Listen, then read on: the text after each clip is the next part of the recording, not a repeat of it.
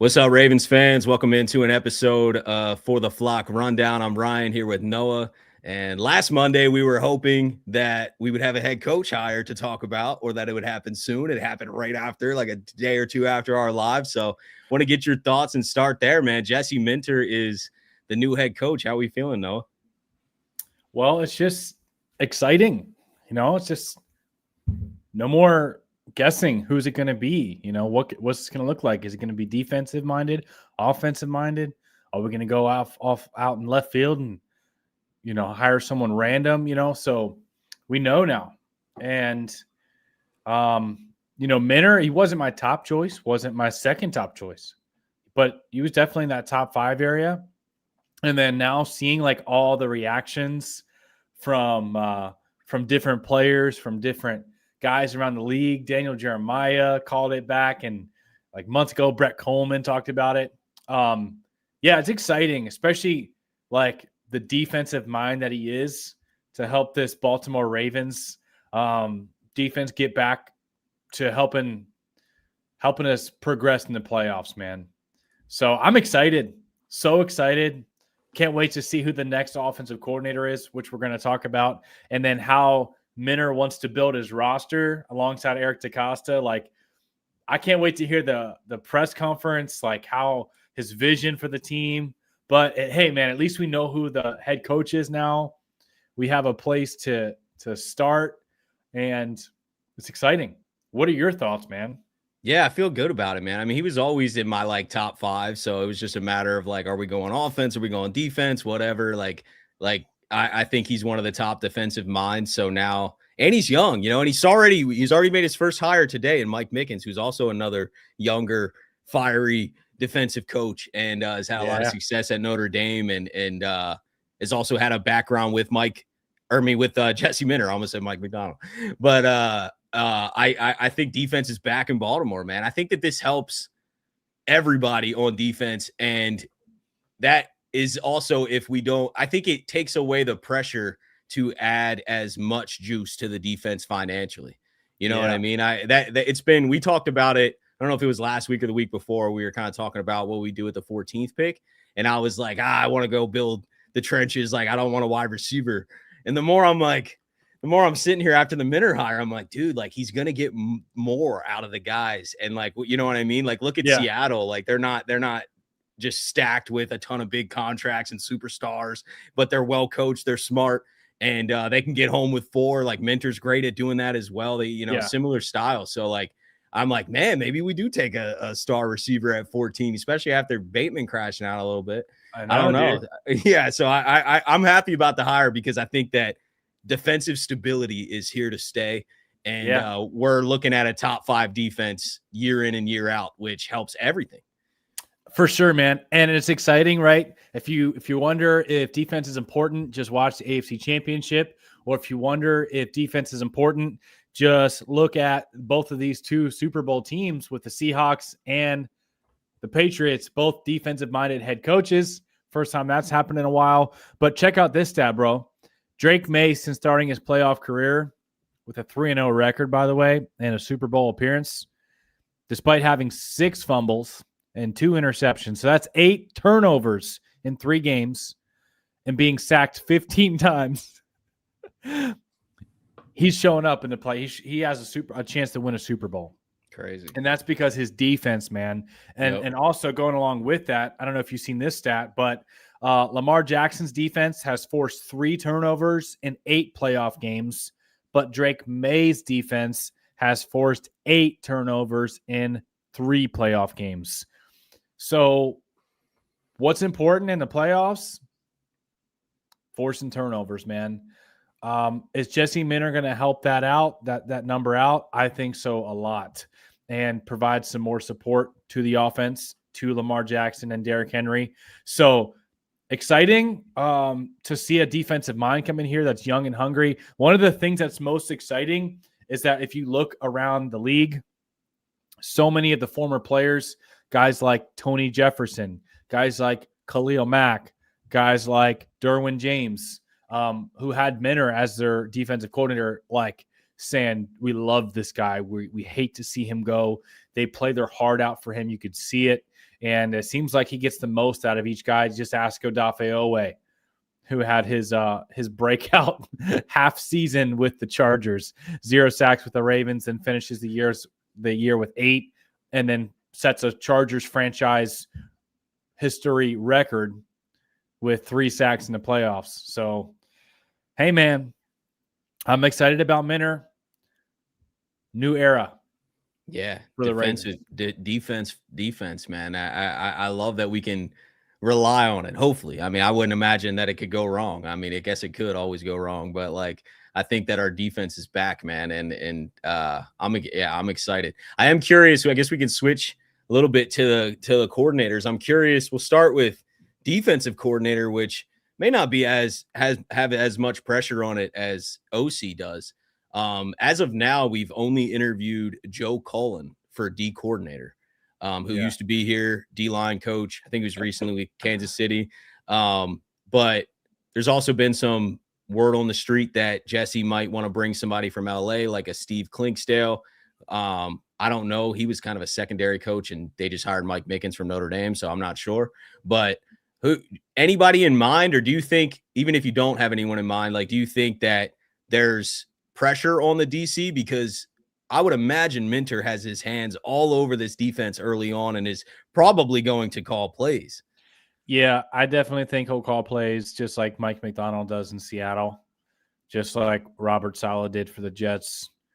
A lot of these, these defensive minds, when they get their head coaching position, man, they still call plays. I think 14 of the head coaches still call their own plays, whether it's on offense or defense. But Mike Mickens, you mentioned him. This guy gets me excited, man. Yeah, me too. And Joe Cullen, like you said, seems to have a lot of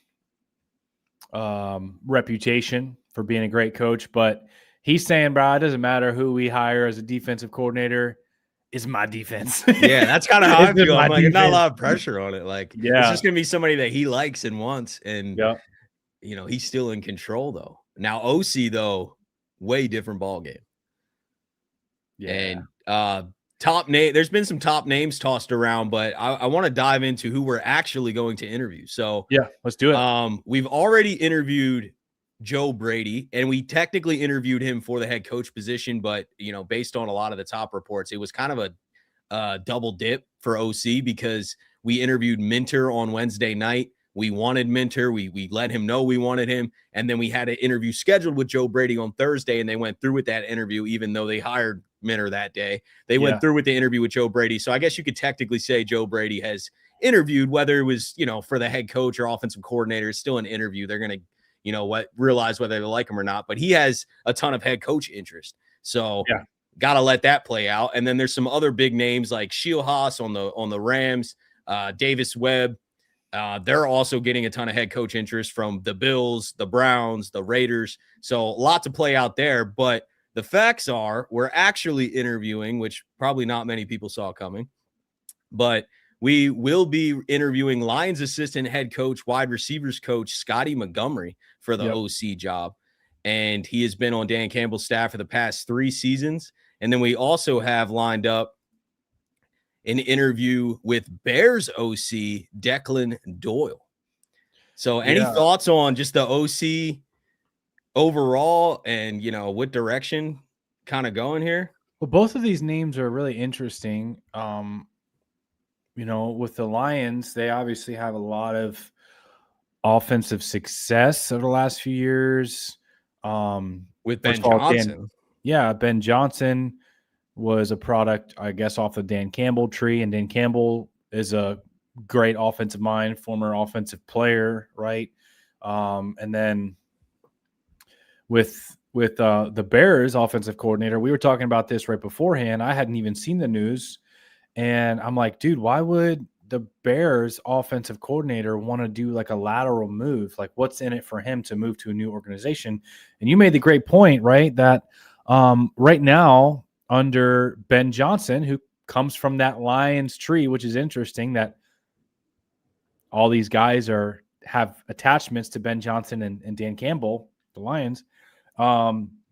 that, he's not the main guy. Ben Johnson is calling his offense. It's his system. So, other teams that are looking for head coaches can say, well, Doyle really wasn't the guy that the reason for the success. It was more so Ben Johnson.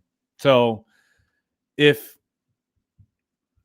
he gets to come over to the Ravens with the defensive minded head coach, like you were saying, Ryan, he has his hands all over it. And then that could possibly set him up for a head coaching position. But I do know, obviously, the Bears had a lot of success. Caleb Williams definitely exceeded expectations for most people in the division, made it to the divisional round of the playoffs with the first-year head coach, had a pretty explosive offense, ran the ball well, threw the ball well off play action boots and stuff. Similar to, like we were saying, with that Lions streak. Lions always have a good run game, great at boots, play actions, and playing off of that run game. So both of those names are interesting. It kind of shows you, I guess, what the vision is for Minner, how he wants to run this offense and the vision behind, what he sees for Lamar Jackson and Derrick Henry. And then Joe Brady, a little bit of a different flavor, but also he sticks to the run game. The Bills have had a good run game over the last few years. So it looks like they want to prioritize this run game, keep it the identity, and then, build the offense around that under two-time MVP Lamar Jackson. What are your thoughts on the whole offensive search? Yeah, there's so many different directions and different names that and especially these names that they just tossed into the pot. I'm like, I have no idea. I'm glad that they are thinking out of the box a little bit, because these are names that nobody's talking about. And maybe they're not even targets. Maybe they're just trying to interview and cast a wide net, just like they did for head coach. They did close to 20 Zoom calls. I mean, they interviewed a wide range of people. And I think OC is now kind of on that list, stacking up. They also need to probably be productive while they wait for some of the top candidates that are still up for head coaching jobs. So I think they're trying to get maybe some of these interviews in while they can. Maybe they do love one of these guys and that's who they go with. But I also could see it like, all right, we can't interview Davis Webb or Sheila Haas right now. Like, we can, but they are up for head coaching jobs and are being seriously considered. Like, they're not going to take an OC job. So maybe just being productive and stacking up interviews elsewhere is also a strategy. I don't know a ton specifically about the ins and outs of these new guys' offenses to even say like what it would look like. But I like that they're casting a wide net and not just, kind of going with the hot names, I guess. Maybe the hot names aren't even possible. T. Martin's another interesting name too. The Giants have plucked quite a bit of our staff. I have it written down here. At first they didn't.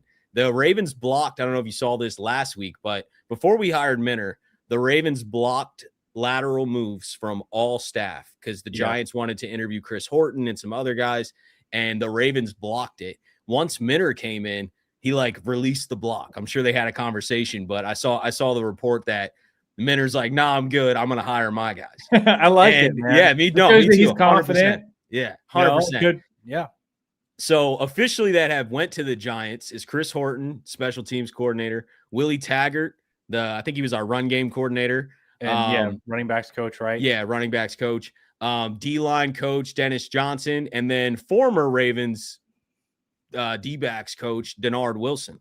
And I think one really interesting dynamic in that too, we'll circle back to the T. Martin thing, but I just wanted to make this comment. One thing about the Denard Wilson is that Harbaugh had 2 years ago the opportunity to hire Denard Wilson. Yep. Or Anthony for the Titans, right? Yeah. Or Anthony Weaver. Yep. And he chose Zach Orr. And now he gets a redo. And who are the finalists for DC? Anthony Weaver and Denard Wilson. Hopefully he makes the right choice here. Well, he went with Denard Wilson, which I think is the right choice. Yeah. But it's just Titans had a pretty good defense for as far as their talent wise. No, it's a good hire. It is a good hire, but it's like a admission without actually saying it that you made a mistake, because if you really love Zach Orr over those other guys, you just got him again. They're going to bring Zach Orr as the linebackers coach. I mean, maybe, but that's such a downgrade. Buddy. Yeah, that's such a downgrade. But anyway, a lot of guys went to the Giants. T. Martin is still on the Ravens officially. He even spoke to like a New York media. Who said he's kind of just waiting in limbo. It seems like Minter's going to clean house, but that's also a name I wouldn't just like disregard. You know, Yeah. With his connection with Lamar, I think there's a potential that he's involved in the staff again, but I don't know. It also seems like Minter is kind of wanting a fresh start, which I agree with you. I like, but what are your thoughts on Team Martin as a potential option and just kind of Minter cleaning house overall? I love me some T. Martin. I think I'd rather have him back as a quarterback's coach, but the relationship he has with Lamar Jackson, I wouldn't mind if he became the offensive coordinator. But I know that one of the most important hires to me, Ryan, is the offensive line coach. Yeah, I have that pulled up too. It seems Yes, like we're interested, at least. We have not put in an interview request, so this is getting it's getting a lot of buzz just because Jeff said he's a strong candidate. But I don't know, you know what I mean? Like the other ones we're actually interviewing, we have not put in an interview, but I trust Jeff that he's on to something here. Yeah, So Jeff is pretty locked in. If he says something, it's usually but this is interesting. Go ahead, bro. So he says Falcons offensive line coach / run game coordinator Dwayne Ledford is a strong candidate to join Jesse Minter's staff with the Ravens. He said Ledford is considered one of the top offensive line coaches in the league and is widely regarded for his work. Now, this would really fire me up, Ryan, because one of the main issues for the offense this last year, really the last 2 years, has been the offensive line. We have not seen progression. We've seen regression from almost all of our players, where we have expected progression. Steve Bisciotti was open and honest about that. He said some of the guys we expected to take a jump didn't. And in fact, they regressed. And he said that's a coaching issue. And the offensive line coaching, obviously, right, George Warhop, he took over like impromptu after the passing of Joe D last season. And then the Ravens have said, oh, we'll bring you back another year. But offensive line didn't perform well, man. No. So this guy, Dwayne Ledford, a lot of reputation around the league, just coordinated a great offensive line.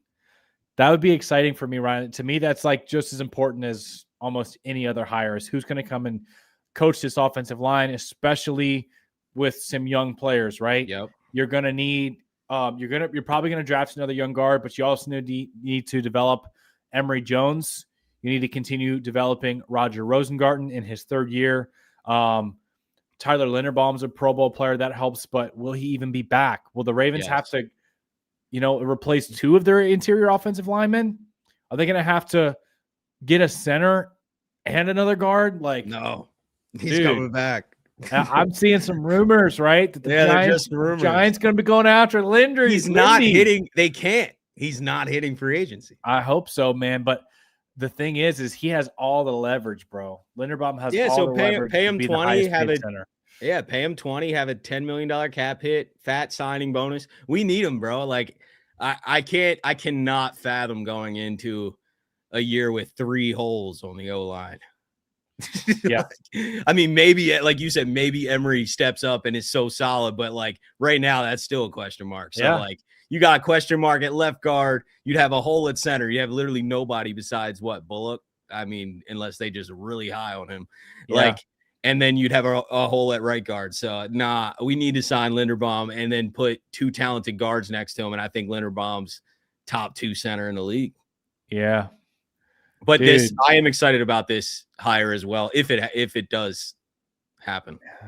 Yeah, I'd be very fired up about it.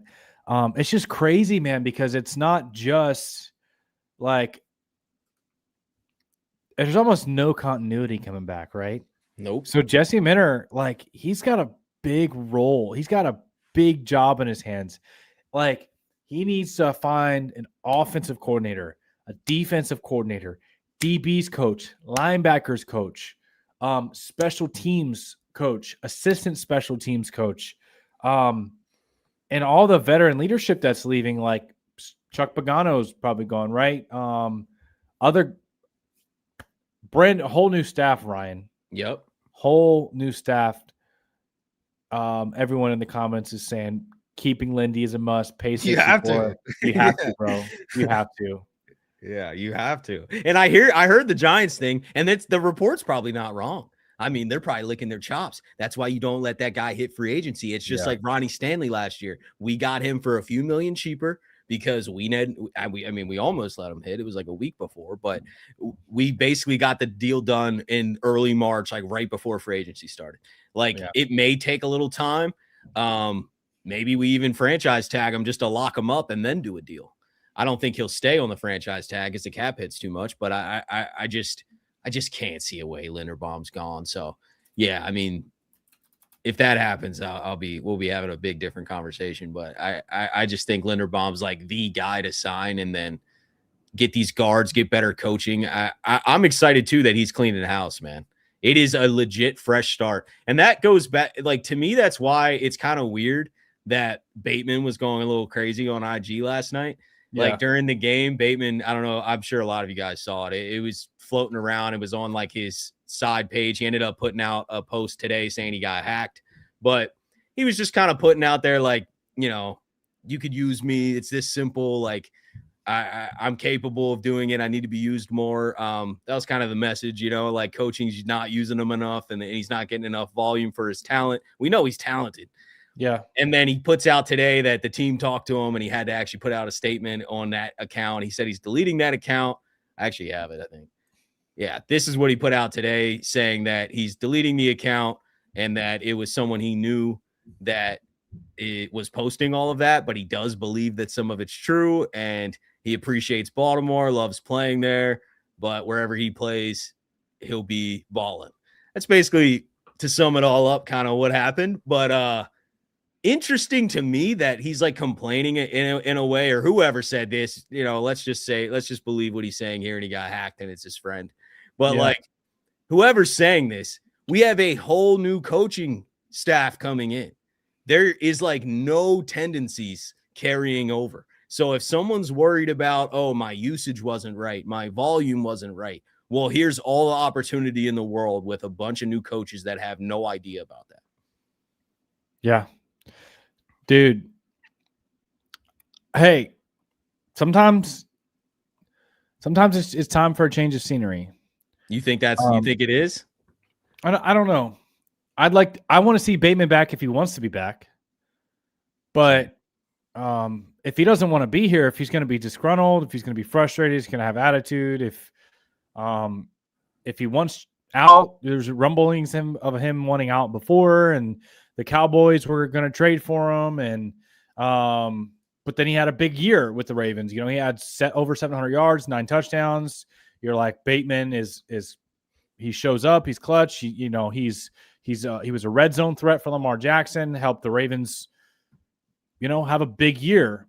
And then this year, just completely different guy. And that part of it probably, he's right. It probably wasn't all on him. I don't feel like he got enough opportunities. I don't know how many times he was the number one read. I don't know how many times, but then there was also times where, you know, he didn't make the most of his opportunities. You know, he had some drops. I remember he dropped what would have been a walk-in touchdown in a game that we lost towards the end of the year. Was that against the Patriots? Do you remember that? So it was like a crossing route. I do remember it. I forget the team. I think it was New England. Yeah. It was like a crossing route, dropped it. Yeah, he definitely I think he's a guy that like wants to be involved early and often, and then he's in the game. But if not involved, he's just frustrated. He does deserve more targets, but here's the opportunity. That's why I'm like confused as to why anybody would complain about the Ravens coaching anymore. Yeah. Here's a clean slate. Like nothing that happened before is fact now. You know what I mean? Like this is a new opportunity for everything. Like you can't bring up, well, the Ravens choke in the playoffs and they have turnovers and like blow fourth quarter leads. And it's like, well, we have a whole new coaching regime. This is going to be different. So the thing that sucks though is even if the Ravens were to trade him, it's not like he's going to get a big. That's why I don't want to trade him is because you're getting nothing but getting rid of a disgruntled player. Yeah. I mean, unless a team's willing to give up like a third or higher, which I don't see. Off of the production year he just had, I can't see that either. Maybe 2 years ago, he's on a friendly contract. I guess that helps out for another team wanting to trade for him. That's why I want to keep him though. But exactly. Receivers are expensive. But I am with you. If he's not happy, ship him out. I mean, it's like Hollywood, right? Like And Eric Hollywood wanted DeCosta's out. been very willing. Like if a player wants gone, he usually accommodates it. Which is fair. You want guys that want to be here and that are going to play as hard as possible. And hey, the reason I'm saying that, Ryan, is because I'm not opposed to, like we were talking about, number 14 overall. Wide receiver. Yeah, I mean, no, it's growing on me heavy. Look at dudes like Jackson Smith and Jigba, Justin Jefferson. Both those dudes drafted in the teens. Yo, one's gonna fall. Tyson, Tate, or Lemon is falling to 14. Maybe two of them, but one of them's falling. One of them will probably fall. So there's a chance. Imagine 25-year-old Zay Flowers, Tate, dude, yeah, Henry. That's exciting. I mean, bro, that's really exciting. That's really, especially with the new offensive coordinator. And by the way, I actually just found this out live. I searched it. I had no idea, but I just got a whole lot more excited about Declan Doyle. Do you know where Declan Doyle started? Declan Doyle. I do not know where he started under Sean Payton with the New Orleans Saints. In the NFL, offensive assistant in 2019 to 2022. And then he goes and he's the tight ends coach and helped the development of rookie quarterback Bo Nix in 2023 to 2024 under Sean Payton. And then this year had one of the best seasons, helped the Bears have a really good offense after being bad for a long time. Obviously, Ben Johnson deserves a role in that, but I mean, he's been under Sean Payton for 4 years, then was under Ben Johnson. That's exciting, man. If the Ravens could snag Doyle, man. Yeah, I mean, they probably can. They're interviewing him. We'll see. I think the OC's wide open right now. He's also only 30 years old. Yeah. Born in 96. That's crazy. Younger than us. That makes me feel super old. Actually, he's older than me. Oh, he's older than. When were you born? 98. Oh, dang. I'm old. Yeah. All right. Yeah, you're old, Ryan. I'm I'm a 93. That's crazy. I see 96. I'm like, geez. Yeah. Dude, I'm pretty sure the Ravens' first year was at 96 or 97. Yeah, 96. 96. Yeah. 30 years, 26. Yeah, no, I mean, OC's wide open. Here's more on we got Scotty Montgomery too, who's the other guy that we are interviewing. He's a Steelers wide receivers coach 2010 to 2012. Was also the Maryland offensive coordinator in 2019 to 2020. Colts running backs coach after that. Lions assistant head coach and running backs coach, and Lions assistant head coach and wide receivers coach last year. Ravens are scheduled to interview Scotty Montgomery and Declan Doyle. How old is he again? This guy is 78. Where does it say the age? 47. 47. Okay. So he's got some experience. He does have experience. Yeah, he started coaching in 06 with Duke and then was on the Steelers in 2010. And that was the year they had some pretty gnarly receivers. Yeah, they have like Holmes or I forget who they had in 2010. Definitely Antonio Brown, right? Yeah, that's true. Forgot. Yeah, the main one. Yeah. And then went back to Duke, coached at East Carolina, Maryland, and then got back in the NFL. He's been in the NFL since 21. Colts, and then the Lions since 23. I don't know a ton about like what his offense would be or anything like that. Yeah. I mean, he's been an assistant head coach and a wide receivers coach. He's been like a positions coach. Yeah, most of the time. So I don't know. Yeah, mystery. In 2010, that was actually Antonio Brown's rookie season where he went off. Okay, so who they had? What, like Mike Wallace then? Mike Wallace, Hines Ward, and Antonio Brown. Yeah. Whew. Quite a group there that he helped coach. Yeah, but he didn't make those guys though. Like he was there for 2 years. But yeah, I mean, he I would say reading this resume, he's been coaching a while. He's got some experience. You Yeah. know what I mean? So, but I And does really, have some OC experience. I yeah, didn't. in He's the head college. coach at East Carolina.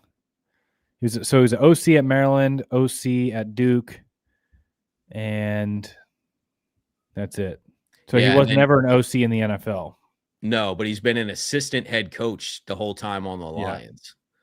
So he's obviously Interesting. respected and valued there a little bit. You know what I mean? Like you're not the assistant head coach if Right. you're gone. So I don't know. We'll see, man. They're officially interviewing him though. So yeah, I mean, next up, coordinator decisions, and yeah, it's exciting, man. I think there'll be a lot of change. But what's up, everybody? We didn't even talk to the chat yet. We've been rolling for 30 minutes. Appreciate everybody coming through. Dude, you want to mess around and do a mock draft? Yeah, let's do it. All right. I'll load one up. What do you usually do one on? I usually use Pro Football Networks.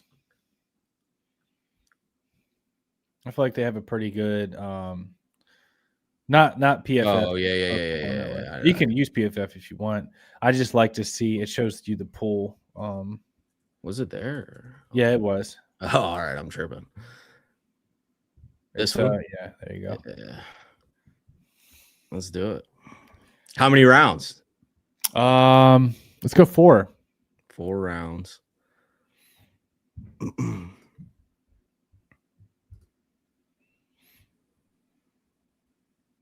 Dylan says, "Am I the only one that thinks Ryan looks like Patrick Ricard?"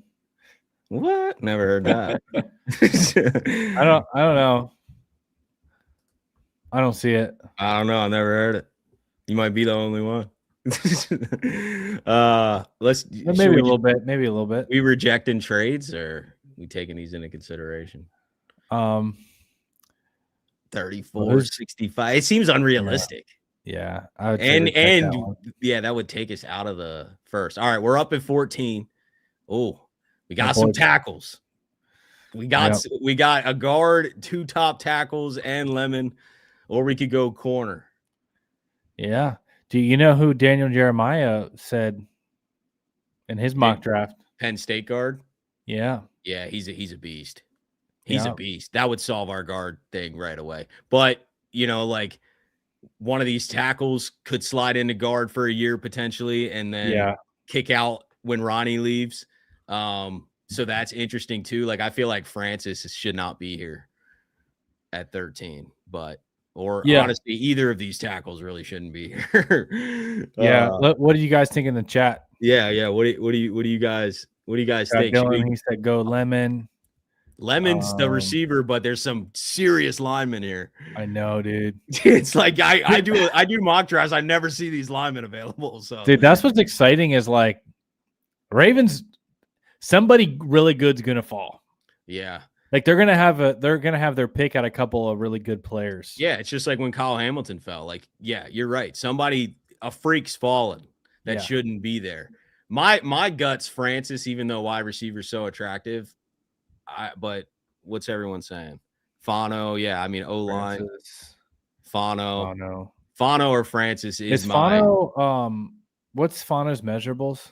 6'5", 304. Yeah. Does it say anything about natural displacer in the run game? So he might play well as a guard if he were to bump inside. Yeah, I think either of these guys probably aren't natural guards, but they could do it. They're elite players, man. These are great linemen, honestly. Francis and yeah, I mean, what's Francis's measurables? He's a little bit bigger, I think. 6'6", 315. Big boy. Yeah. 5-star recruit. Exceptional mass and inbuilt power. He's a beast, man. He really is. Peter Woods is already gone there, Junior. Yeah, he is. Yeah. This is who went.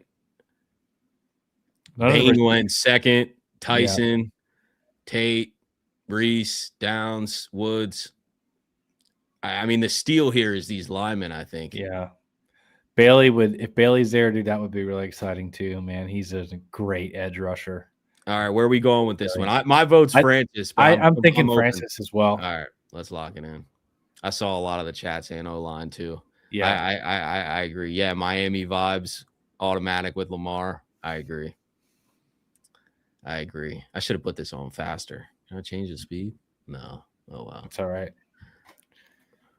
Oh well. Yeah. I'm not. Hey man, I am not mad about taking O line in the first round, especially one of those elite O linemen. That is one problem solved. I mean, it doesn't solve the entire O line, but it solves a big piece of it. Yeah, dude, that's exciting. I mean, like you'd have Emory Jones, and you'd have Francis coming in as some young blood with a new offensive line coach and a new offensive coordinator. I mean, that would set you up if you get Linderbaum under contract for 5 years, O lines. then Emory for the next 3 Dude. years. Or sign a vet guard if Emery's not the guy. Like, you know what I mean? Yeah. Like, I still think we should add veteran competition there and I see and agree. bring. But also, I'm just saying we get an elite lineman like that in the first round. Yeah. Let's roll, dude. We're chilling. So, all right, we're up at pick 45 in the second round. We got a defensive tackle here, McDonald from Ohio State, 6'3", 320. Yeah. I feel like he's more Chris of a Bell, run Louisville. stopper. We're not taking a safety. Some corners still here. Another guard. You just get the O line taken care of in the first two rounds. Just build a brick wall, bro. Yeah. All Just 7 first two picks. Yeah. Where are we leaning? Where are we thinking? Where are we thinking here? I don't know, man. Let me see. Is there anybody you want me to click on? I feel like as far as value, like BPA, like Caden McDonald. Yeah, he is definitely BPA. He should not be here. Like he's a first round talent. And then if you're walking away with 2 first round talents, like in the trenches. Yeah, in the trenches, bro. Like him next to Travis Jones is like pretty dominant. And then you add on the offensive side more trench. Like I just want to kind of get back to just being really sound and good in the trenches. Both teams that are in the Super Bowl right now, look at their trenches, bro. But then again, like, I don't know, Chris Bell is intriguing. Louisville connection with Lamar. Yeah, we didn't get a receiver. So, I mean, unless we're going spending in free agency. Especially if Bates gone, you're going to need. I don't want to assume Bates gone, man. I hate that talk. I don't want to assume it either, but I think the writing's kind of on the wall. It feels like it a little bit just because of I just don't understand the complaints when we have a new staff coming in. It's such a fresh, beautiful start. Nobody should be mad. Nobody should be complaining about anything. Yeah. I mean, we're Cadence. Yeah, I mean, it's a steal. Yeah. All right, we'll lock Caden in here. Well, yeah, if we were Eric DaCosta, we wouldn't be passing on Caden, right? No, it's just a steal, and we need it. I mean, we only have Travis Jones. Like, I mean, I guess Broderick, is he coming back? We did sign Jenkins, but that's veteran depth. That's not someone you want to get out there and put out there a ton. Yeah, I think Caden's that would be a really good start there. I mean, like Travis Jones, and then Caden as your 2 core pieces in the middle of that interior. Then you'd also have Broderick and Jenkins as depth. Yeah. All right, let's just pick here. We're up at 80 in the third round. Another tackle up here. Center, D tackle, edge, USC. Yeah. Anthony Lucas is an interesting one. Here, eyeing up. 6'5", 267. True senior, former 5-star recruit. High-end flashes. The thing is, too, with edge, like, we have guys. It's just, can we maximize them? You know what I mean? Like, if Mike Green and Tavius are playing at the highest possible level they can, if Minter can get that out of them, they're probably going to be really good, man. You know what I mean? So it's like, yes, we need more edge, but I also think, too, like, this coaching staff's going to get the most out of the other guys. But I also, there's a lot of linemen still up here at the top. Yeah. Is it overkill? I guess it can't be overkill with the issues we've had. What's the chat saying? What are you guys saying? Hey, we might have to take Connor Liu if Lindy's gone, bro. Oh yeah, Aeneas Peebles too is another Peebles, young guy. Okoye. That's true. I mean, I'm just thinking with a smart defensive coaching staff, like imagine a Mike McDonald-esque guy like coordinating this defense. Right. you're going to get the most out of all those guys. You're going to put all those guys in the best positions possible. So Yeah. I don't What know about if that it's receiver out of Georgia, Zachariah Branch, or the corner Malik Muhammad? 5'10", 175, junior. Speedster. Yeah, he is. And State he's a good titles in the returner. 100-meter dash, 200-meter, ultra-dynamic return presence. Hey, man, if you can get an OC to get the most out of an explosive guy like that. What about Muhammad? Malik Muhammad. Corner, Texas. 6 foot, 183, early declare. Former 4-star recruit. Allowed a 59.4 QB rating on targets to his side of the field. Everyone in the chat saying Zion Young. I'm seeing Darrell Jackson, Zion Young. I don't think Zion Young's available, bro. Where's he at? Yeah, he is. Edge, Missouri. Okay. 6'5", 262. 33-inch arms. Career best numbers in 2025, 6.5 sacks, 16.5 tackles for loss, 2 forced fumbles. Yeah. If you look at him, he looks like the real deal. Like he's got the frame of an NFL edge rusher. Plus, I mean, you can never have enough pass rushers. The problem is, it's like our third round edge guys we've been dipping on have not worked out very well. We also have Adisa Isaac coming back from injury. He's such an unknown. And then Ajabo's probably gone, right? I mean, he's a free agent. Definitely gone. Yeah. But then again, it's like, bro, imagine like Minner unlocks Ajabo. Like, I know. It's so possible. It's so possible, man. Here's the DBs. Somebody was asking for Lake Show. Corner still there. Yeah, I mean, it would never hurt to take a corner either. We have a lot of young corners. Yeah, right now, our corner room right now, Ryan, is basically outside of Nate Wiggins. Very suspect. And Marlon, and then Marlon is already suspect as in and of himself, but he might not even be back. Yeah, you get Tampa, and then you got really young guys, right? Like Kone and Longer Beam that haven't played, and then I'm missing somebody. I don't figure, but Chidobe's a free agent. We got to bring Chidobe back, man. I hope we do.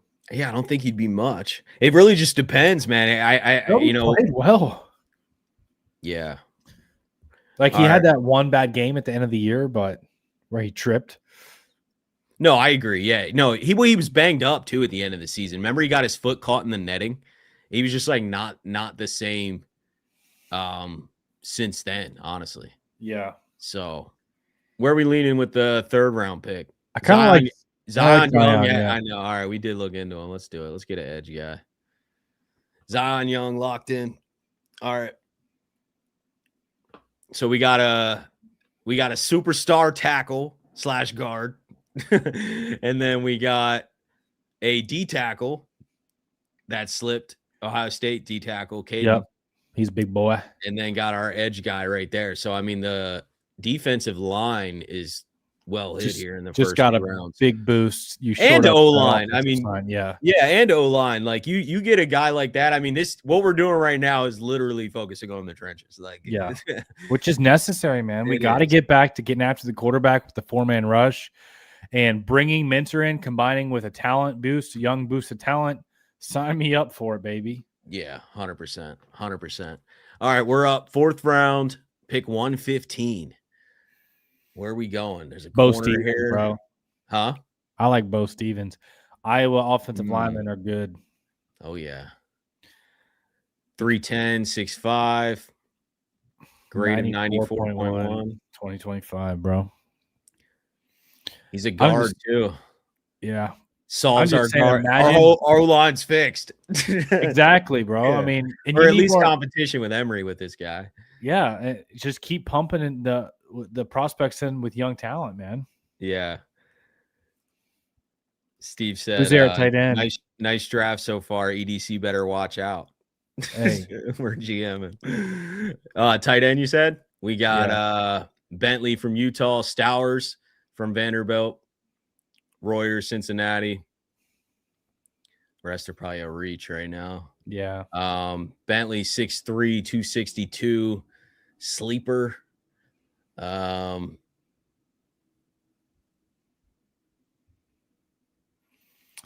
depends if we can bring back Kohler or not, man. Yeah, I know the tight ends are such an unknown because I don't know if we might keep Likely. Who knows? Like we haven't really got to free agency yet. They're trying to fill out this.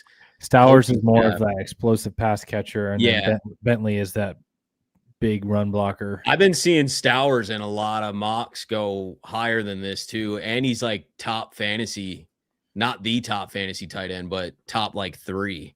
Yeah. So it's interesting. You want to go there, tight end? Let me just double check real quick. The guard was enticing. Linebacker is interesting too because it's like, bro, Teddy Buchanan is probably not going to be ready at the beginning of the year. He might be, but you also have Roquan on the way out at some point, and then you're really thin. Yeah. We got Sip Tally in the joint in the chat. What's up, Coach? He said Stowers a beast. Yeah, I like Stowers. What's up, Coach? Appreciate you coming through. Let's do Stowers, man. Let's lock it in. Get our tight end. So that means we're not re-signing. We're not re-signing one of Kohler or Likely, right? You've probably not drafted a tight end in the 4th and keeping them. Dude, Likely, if I had to bet, Likely, I know, me too. That's what I want. But if I was a betting man, I would say he's going to seek opportunity elsewhere. He's probably going to go to the Giants. No, I don't know about that. No, I feel he'll be like, you kept me out of more opportunity. Yeah. That's what I mean. I feel like Fa'alele might go to the Giants. I don't know. I feel like Likely's headed to like Carolina or like the Commanders or something, or like some place that they don't have Likely. I'd go to Kansas City if I was Likely, dude. Well, yeah, that's another interesting option. Yeah, because Kelsey's like he's done, right? Not officially, right? But yeah, probably. Yeah, I don't know if he's not called it, but yeah, Likely as the number 1 tight end in the Chiefs offense would be 1,000-yard receiver for Yeah. No, that's it. If they offered him, he's running there. Yeah. I hope we don't lose Likely, man, but I agree. Well, if we do lose Likely, we're ushering in a replacement here with Stowers. Yeah. So dude, here's our final. So depressing about that is Likely is a beast, like in the playoffs and in the clutch time, like our most consistent guy that shows up in the clutch. Like I still can't get that 4th and 7 out of my head. Where that he high points that thing fully outstretched, secures the catch, or the divisional round, that clutch sliding catch in the snow on the road in Buffalo. Yep. Like, dude, the 4th down. Then you'd have to play Kansas City in the playoffs, and he's already Mr. Clutch. Mahomes is already Mr. Clutch, so that wouldn't be fun. Not against the Minter defense. Let's go, man. New era. Yeah, dude, Minter was 2-0. We're smarter. Did you catch the Kelsey clip? Him talking about Minter, where he was saying did. Yeah, he was like, man, me and Patrick like saw some blitzes we have never seen before. Like we were looking at each other like, what? Got us. So I mean, that's always good praise from the opponent who see them twice a year. You know what I mean? I know it was only a 2-year sample size with Minter in LA, but twice a year, and you're getting praise like that from Patrick Mahomes, Travis Kelsey. I think that means something. Yeah. Flagship Fantasy says Declan Doyle, Bears OC being interviewed. Breaking news. We talked about that earlier. Yes, and sir. Then, but yeah, that's exciting. We were talking about how he came from the Sean Payton tree. He was the tight ends coach and something else with the Saints for a few years, and then he followed Sean Payton over to the Broncos, then took over as OC for the Bears under Ben Johnson. So he's got some good offensive minds that he's been under for a while. Is he ready to have his own offense? We'll see, but it's definitely. I mean, he was already kind of had his own offense with the Bears, but Ben Johnson was the guy. We know that. And then Young Boy NB says Sonny Styles in the first round if he falls. That'd be intriguing. I think you make a good point here. Yeah, he's an athletic freak. Yeah. I think there's going to be, like we said earlier, especially when we were doing this, and I've done probably 4 or 5 mocks so far because it's still super early. It's going to change a ton. But to your point earlier, every single one, there's like a shocking fall. Like the Yeah. first one I did, like Peter Woods was there. I was like, dude, this is awesome. Yes. And then like this one we had like our pick of O linemen. You know what and I mean? they were premium offensive tackles. Dude, yeah. Like top 10 yeah. type players. So, and then receiver, you know what I mean? If they did want to go that direction, like, you know, a receiver will become a hole here soon. And there's a big decision on Zay too. I mean, I want to pay Zay and keep him, but just because I don't like creating bigger holes here, but also we're ponying up 30 million for a receiver. Are we? We've never done it. Zay would be the one to do it out of everyone that we've had the opportunity for, but we've never done it. Eric DeCosta said when he came here, I remember in his introductory press conference, he said, we are interested in retaining our top talent, our players. And he has stuck to that. He's done a lot of contract extensions with our young talent on those first contracts. Can he keep it going with Lindy, with Zay? I certainly hope so. I mean, Zay Flowers, 1,200-yard season, bro. When's the last time we had back-to-back seasons with Zay Flowers with over 1,000 yards. I mean, he is our passing game right now. I mean, he is. I mean, like he's Lamar's guy. The next leading receiver after Flowers this year was who? Mark, maybe? Was it? Mark with like 300 yards? Yeah, no, it was a huge drop-off. Huge drop-off. I got it here, too. I'll pull it up. You got it? Yeah. Let's see what the production looked like this year because, I mean, outside of Zay, it was kind of scary, bro. Massive drop-off, bro. Oh, yeah. So Zay Flowers with 1,211 yards, and then Mark Andrews with 422. So literally a third. Well, you could feel it, too, like watching the games. Like, you're going to tell me Mark Andrews was second leader in receiver? Like, watching the games, that feels crazy to say. Or that DeAndre Hopkins was third. Yeah, like D-Hop was number 3 in front of Likely and Bateman, bro. Yeah. But look at the catch drop. I mean, Zay doubled everything they did, basically. Yeah.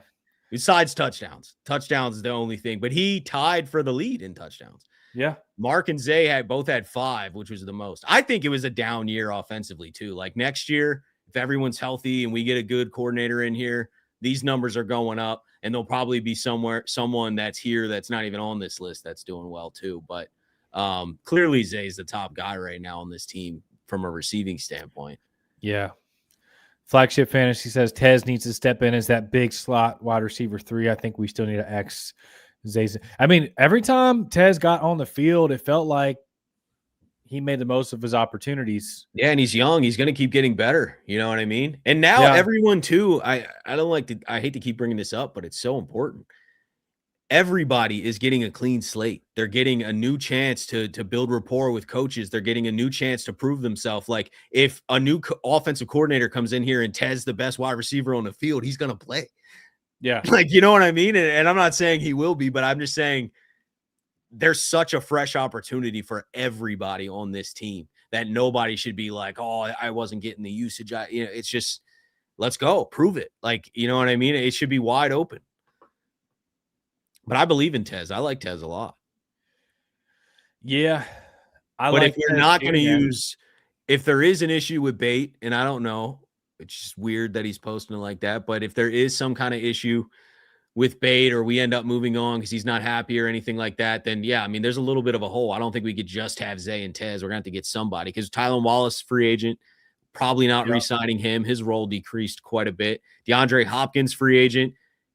Talked today on the Kay Adams show about it. Didn't seem super optimistic he was coming back, but also wants to play another year. So I think it's definitely possible. He said he wanted to play with Lamar. It just, he didn't seem like it was about to happen or something though. You know what I mean? So, I don't know. I feel like the Ravens are definitely going to bring in another pass catching weapon, whether that be just somebody like a mid-value guy in free agency or through the draft. Yeah. A lot of people talking about trading Bate in the chat right now. What do you think we can get though? 6th round, 5th round? I would take a 3rd all day if he's not happy, but the contracts and his talent is definitely the selling point here. But The he's coming contract, off of a lot. I mean, if you look at his career, it's mainly not producing a ton here. Like, he's got like 500 yards as a rookie. And then he got injured. 200, or no, that's this year. Oh my. 500, 285, 367, 756, 9 touchdowns, by the way. I wasn't ignoring the other touchdowns, but Right. a lot of 1 and 2 touchdown years besides 2024, which was an offensive explosion year for us. You know what I mean? The other underrated aspect of Bate that people would consider is that he's like 26 years old. And on a great contract, man. Yeah. Like, so, I mean, it'd be dumb for us to get rid of him if we don't get a decent amount of capital. And how would we? I feel like they're not getting rid of him unless he wants out, like Hollywood or something. You know what I mean? Where he's like, hey, EDC, I just want a fresh start. I want a clean slate. I mean, his cap hit this year is 6.1 million. Yeah. I mean, the reality is cut him 14 million dead cap. Like, we can't cut him. The reality is like he could legitimately be flirting with 1,000-yard season in a really good offense where he's getting opportunities with the new offensive coordinator. Like we know that he has that type of talent. I mean, he was flirting with almost 1,000 yards. I mean, in 2024. Oh, great year in 24, but that was really it. And all we've been like kind of hanging on is the fact that he's got a lot of talent. Because dude can run routes. I mean, I would never, ever disrespect that, man. He is a very talented receiver. And when he's locked in and getting the ball, I think he also is like a great competitor too. But Cooper. Oh, never mind. I know something else. Yeah, I don't know. I guess we'll see. We'll see what happens. We got a super chat here from Dom. Appreciate you. Alec Pierce would be nice in free agency. Yeah, he's coming off a great year. I think he's gonna get paid though a little bit. Yeah, you gonna. How much are we willing? What's the? Let me look up NFL free agents. What are the receivers? There's not a lot of receivers out there. There's a Pickens couple of is like names. The main one, right? Shaheed is a free agent. Mike Evans. Debo, but I mean Debo's 30 now. Yeah. I think Tyreek Hill might be. No, they got to get out of that. Okay. I think they have to release him. I think he will become one, or they're going to move on, but like he's still technically. Yeah. Mike Evans would be interesting. It's just that he's been so injured lately and he's 32. And I just don't think cheap either. Like, are the Ravens going to pay up, unless it's just a 1-year deal? Like, are the Ravens going to pay this much for a free agent receiver? I feel like they're going to draft one. Yeah, I mean, they did it for Odell a few years ago. Paid him like, what, 15 mil for a 1-year deal? And that was an aggressive move. Yeah, they tacked Looking on back void on years. that, that was what kind of started the void years, right? Like they went void year crazy after that, and clearly not afraid to keep doing it. Steve literally said that in the press conference. He's like, if Lamar doesn't sign the extension, we're just gonna put the cap number that he had last year there and toss the rest into void years and deal with it. And I'm like, oh, they're not afraid to like they're gonna clear money. Yeah. It's gonna be interesting, Ryan, if another month or two goes by and I mean, really, if we're at the end of February and Lamar hasn't signed a contract extension, it's kind of I'm gonna be getting nervous, bro. Because then it's like you run the risk of the whole repeat of the drama that we had. I hope not. I don't see why it would be like that. I really don't. I hope so, but we didn't foresee that coming the first time. I know.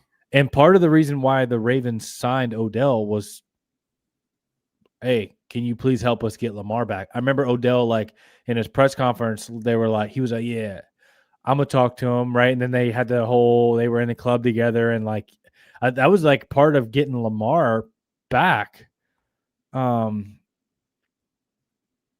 Yeah. So I don't know, man. Hopefully it doesn't drag on. You know, Steve Bisciotti was pretty clear, like, let's keep the same structure, tack a bigger number on it, call it good, baby. Yeah. Yeah, raise his annual number, like make him the highest paid, but the cap number goes way down.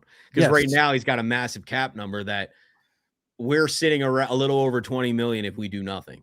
that's not enough to pay Linderbaum and have a free agency and bring back some other guys. Like, it's just not. Like, it's not even close. Yeah. So, like, we have to clear. His cap number last year was what? 45 or something? What was Lamar's cap number last year? It was in that 30, 40 range. So if we bring it back,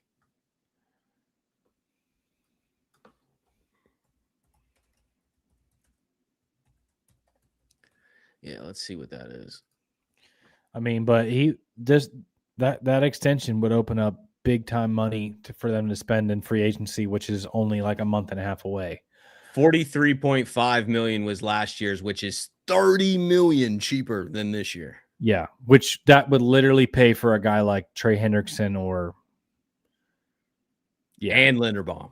And Linderbaum. I don't even know if you go that aggressive, but like you could definitely get Linderbaum, bring back whoever you want, your pick of Jordan Stout, Isaiah Likely, Kohler, Draymond Jones. You can make a decision on guys like Awuzie or Pat Ricard or like all the depth free agents that we have. You could bring back whoever you want out of that mix and spend a little bit in free agency, but you have to get the extension done because 74.5 ain't gonna work. Yeah, that's what I'm saying. Like, if we don't know in the next month, like literally a month from now, we'll be 15 days away from free agency, and they want to get something done before free agency. So they would either have to get it done or they would have to add the void years in order to build a roster around him. Yeah. If we hit March with no extension, I'm super stressed. Yeah. Like that's what I'm saying. They don't have a lot of time to get it done. It needs to happen in February, probably. Like sometime in the next like month. Let's figure that out. Or just restructure it, whatever. That'll be telling. If they're just like, hey, we restructured it, added void years, that'll be telling. Because that'll be like, oh shoot, what's the future? We know we got like a year or two, but then what? You know what I mean? But hopefully he just signs an extension, man. I really don't know why he wouldn't want to be here. The Ravens wouldn't want him. Let's clear cap move and get this extension done, man. Yeah, if they add the void years, it would just be another 2 seasons. So yeah. And we would probably be similar cap to what he had this year. So 30 million in savings on top of 20 million. Now we got low 50 million in cap room. That is flexible. You know what I mean? Yeah. Super chat from Trey with the 5. Appreciate you, man. 4th guaranteed, but Bate needs a wide receiver friendly offense. I like Jake Peets for OC, good run and pass balance. I brought up Jake Peets while you're sitting here because I wasn't super familiar, but he's the pass game coordinator for the Seahawks. Previously served as assistant coach for the Rams, Panthers, Raiders, Redskins, Jaguars. Ton of experience. Coached at Alabama, LSU. Yeah, ton that's of a good point there. Trey Casey, thanks for the super. Another guy that I feel like has that type of balance that you're referring to is the Rams quarterbacks coach, Dave Ragone. He's now available to be interviewed now that the Rams are out. But, I mean, he's gotten the best out of Matthew Stafford and has obviously been under that Sean McVay tree. How do you spell the last name? O-N-E? Yeah, R-A-G-O-N-E. Yeah. Dave Ragone. Young offensive mind. I feel like anyone under the McVay tree has worked out pretty good so far. So, yeah. Falcons before that. Bears, Redskins, Titans. You've been in the NFL since 2011. Yeah. But he's still pretty young, too. 46, yeah. So, I don't think he's gotten a chance as an OC yet, has he? No. Yeah, in Atlanta from 21 to 23. Okay, and who was that? Kirk? Was that Kirk Cousins that he had during those years, or what am I? Because I feel like that's too far back. Was it Cousins? Maybe, probably definitely an overlap. Definitely a year or two. Let's see. So Kirk Cousins wasn't a quarterback until 2024. Here's their stay. And Matt Ryan, jeez. Matt Ryan? Yeah, dude. 21 was. Cordell Patterson at 2022. running back. 22 is probably different. That's why I said there's probably some overlap there. Yeah, and that probably didn't help his didn't help him out too much to have the offensive coordinator position. Yeah, 22 they went to unknown Ritter. quarterback, and Mariota and Ritter, yeah. Ritter was a mess when it got bad, and then he got fired. Yeah. It is always funny when like the play, it's the coach that gets hit. Yep. Jeez. So his basically his chance as a OC, he had a successful Matt Ryan year and then 2 bad years with Ritter. And then Ritter and Mariota, yep. Yeah. And then he's gone. Yeah. And Bijan came at the end, which would have helped a lot. Yeah. But, so Dave Ragone, I just thought of him whenever Trey Casey sent that super about. Yeah, it's a good call. Yeah. There's so many names, dude. And like once they mentioned that they're interviewing guys like Montgomery and Doyle today, I was like, okay, they could go any direction here. You know what I mean? Like it is not just these top hot names that everyone keeps bringing up. You know, because there's been a lot of talk about, is it going to be Kingsbury or Brady or Webb or Shieldhouse? Like these are the hot names, but Ravens are interviewing Scotty Montgomery and Declan Doyle, like officially. They're not interviewing the other guys yet. And I know they're up for head coaching jobs, but I'm just saying they're going a little bit of a different direction. So I don't know. We should have some answers soon. I saw today Schefter said that every head coach job should be filled by this Wednesday. Wow. He went on Pat McAfee and said that today. He said there should be no like Raiders, Browns, Bills are getting aggressive right now, and there should be no vacancies after Wednesday. Obviously could be, but once does that rule out Kubiak? He can't. He's in the Super Bowl. He can't get hired until after the Super Bowl. That's what I'm saying. That would rule out. He wouldn't get a head coach job. Yeah. So he would just stay in Seattle. And that also rules out anyone on the Patriots. Anyone on the Patriots, which there was, I think their OC was getting interest as well. But yeah, man. Yeah, it'll be interesting, man. It'll be interesting. But anything else on your mind, man? Anything you want to talk about? I don't think so. We just kind of went for it tonight. We ended up talking about did a mock draft, DC's mock draft, what we would do with the roster, we just went for it. So this is fun, bro. Yeah. We covered a lot tonight. Yeah, there's a ton going on, man. I feel like every 3 hours I'm getting some update about some new interview, or this coach is going here, or this is going, you know what I mean? It's like, you know, every day it's changing.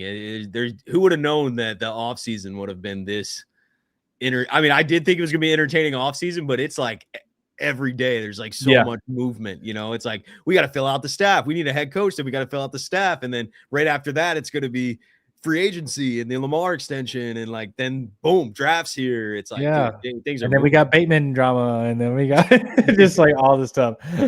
But we got another super chat here too, real quick. Unnerving Brain, appreciate with the 2. We still have Derrick Henry, absolutely, thank you. man. Yeah, we didn't even mention Derrick Henry really, probably this show, but hell yeah, man. That's why I'm saying, bro, that offensive line coach hire is so important. But bro, in the mock draft, you saw we picked up Francis, who's that big mauling tackle. Yep. That we could slide in at guard, and then we got Emory Jones in his second year, and Andrew Voorhees will be in what, year 3 or year 3? Three, and but then, back up. Yeah, we'll see. You know, maybe if a new offensive line coach comes in, can get the most out of him. You never know. Like he was a below average guard, I'd say, this year, but could the next guy get him to like an average or above average? You never know. If he wins the job with competition, I'm completely cool with that. Congrats. Yeah. I'm rooting for you. But if we don't have a lot of competition there and he wins the job, I don't care. Yeah. Can you highlight that comment that from the it says, Noah, would you be mad if we draft? Bro, I'm just gonna let you know. No, I would not be mad. I don't care if he's a running back. When a blue chip prospect, like top 5 overall type of player, falls to you, you pull the trigger. It doesn't matter if it's a positional need, bro. That's how we got Kyle Hamilton.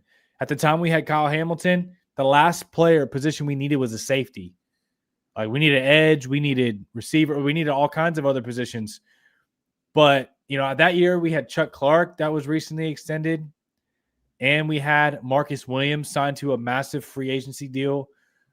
We had our Darius Washington still. Like, we were looking good at safety, and Kyle Hamilton fell at 14, and we pulled the trigger because he was a top 5 type of prospect.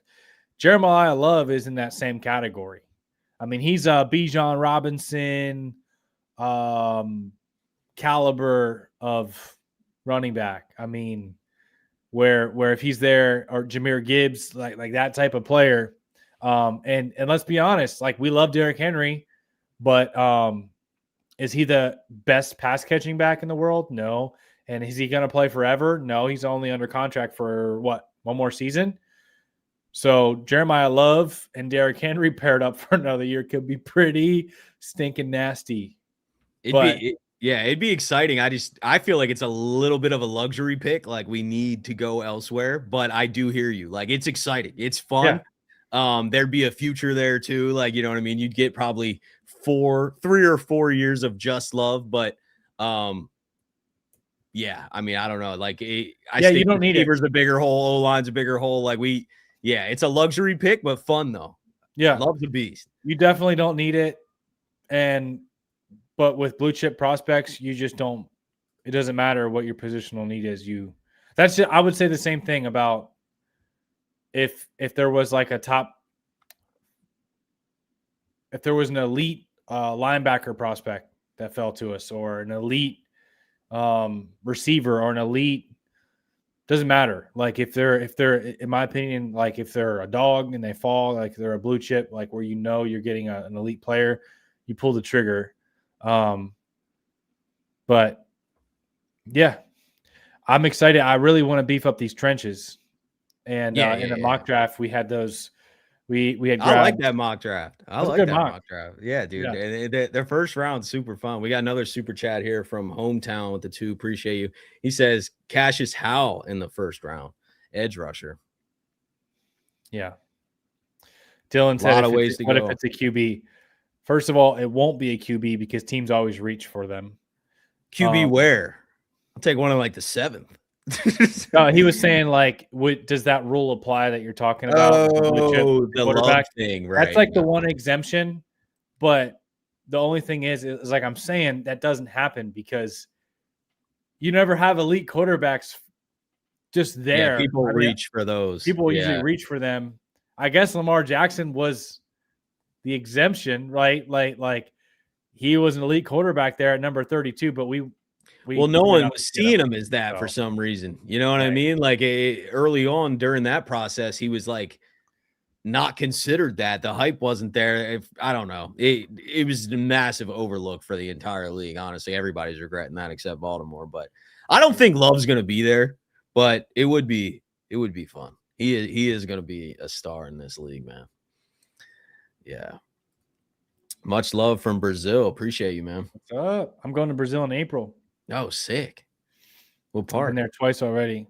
But yeah. Awesome, man. Ravens fans in Brazil. Let's go.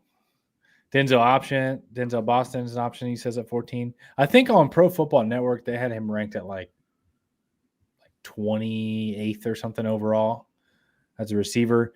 But these boards will start to shift after the combine, and then after more of like the big names, like once like the Daniel Jeremiahs and Chad Reuters and the Bucky Brooks and those guys put out their top 50 and top 100 boards, it starts to shift all the rankings kind of.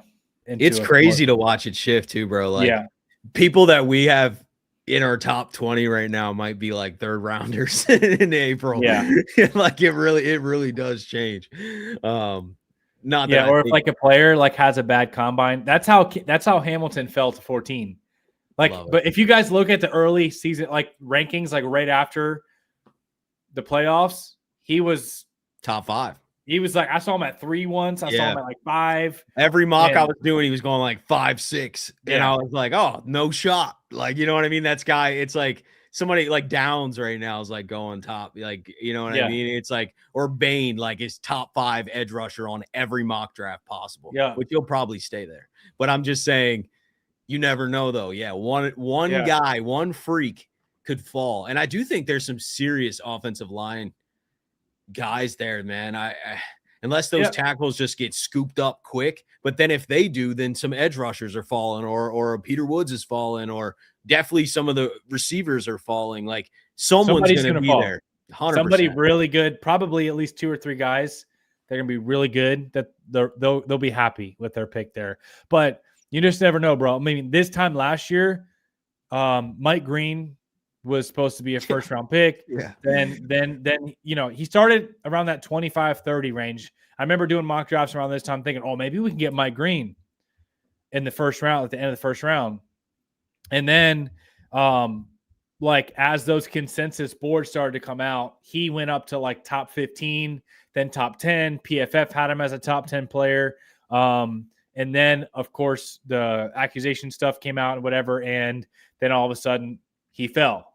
So you just never know, bro. What if Ruben Bain, something comes out, you know, like you just never know, bro. So you never know. Can't wait, man.